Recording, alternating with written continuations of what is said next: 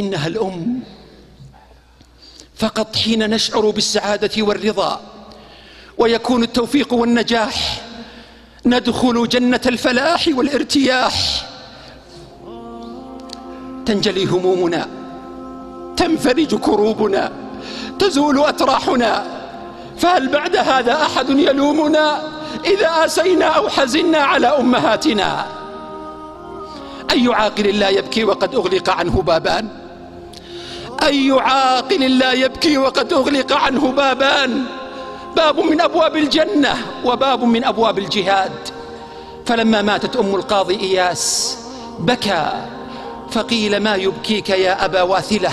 قال: كان لي بابان مفتوحان، قال: كان لي بابان مفتوحان من الجنة فأغلق أحدهما، وأما باب الجهاد فقد روي عن أنس رضي الله عنه قال: أتى رجل النبي صلى الله عليه وسلم فقال: إني أشتهي الجهاد وإني لا أقدر عليه. قال: هل بقي أحد من والديك؟ قال: أمي.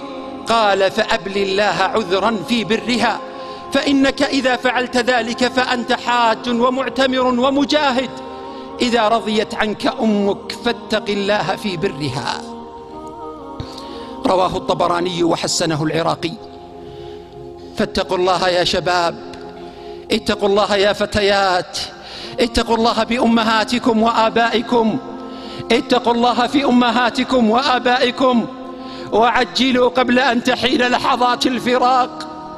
تمرغوا في سعادة البر والصلة لهما والخدمة لهما، إنها سعادة الدنيا، والله إنها بوابة الجنة، فلا تفوتكم عباد الله. كان مذهب ابن عباس رضي الله عنهما أن بر الأم أفضل الأعمال، أن بر الأم أفضل الأعمال. وقال: إني لا أعلم عملا أقرب إلى الله عز وجل من بر الوالدة، وهو مذهب جماعة من السلف. وقال ابن عمر رضي الله عنهما لرجل عنده أمه: والله لو ألنت لها الكلام وأطعمتها الطعام لتدخلن الجنة ما اجتنبت الكبائر. والله لو ألنت لها الكلام وأطعمتها الطعام لتدخلن الجنة ما اجتنبت الكبائر. وقال الإمام أحمد: بر الوالدين كفارة الكبائر. فآه للموت كيف أغلق وأوصد أبواب الخير هذه.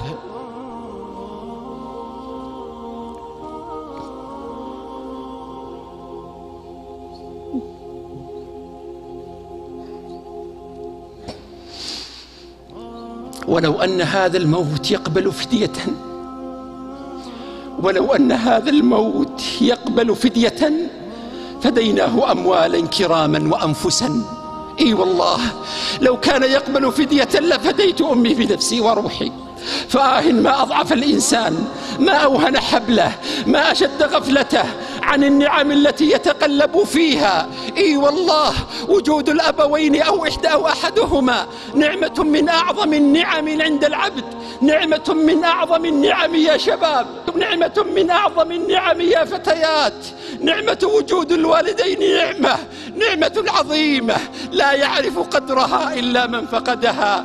كم من النعم لا ندرك قدرها إلا عند فقدها. فاسمعوها يا شباب، سارعوا قبل أن تغلق الأبواب. إن القلب ليحزن وإن العين لتدمع، ولا نقول إلا ما يرضي ربنا، وإنا على الفراق لمحزونون، فإنا لله وإنا إليه راجعون. قيثارتي ملئت بأنات الجوى، لا بد للمكبوت من فيضان.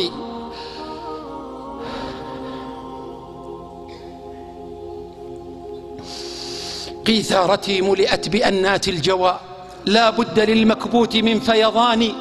صعدت إلى شفتي خواطر مهجتي ليبين عنها منطقي ولساني. أنا ما تعديت القناعة والرضا، لكنها هي قصة الأشجان. يشكو لك اللهم قلب لم يعش إلا لحمد علاك في الأكوان.